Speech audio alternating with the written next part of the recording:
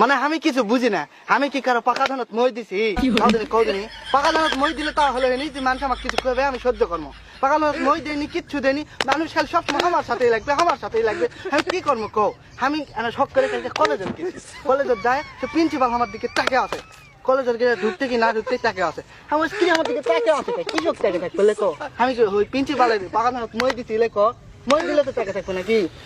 ওরা কিছু মনে করিনি, সোজা সোজা আমি চলে গেল কলেজের ভিতরে ঢুকে আমার দিকে পিউনের টাকা আছে, পিউনের টাকা আছে। কিরে পিউনের ধান তো মই দিছি, পিউনের ধান তো মই দেয়নি, তাইলো পিউনের ধান তো মই দেয়নি, প্রিন্সিপালের ধান তো মই দেয়নি, তাহলে তাকে আছে কেন? তাকে আছে কৃষক, আমার দিকে তাকে থাকা লাগে কৃষক।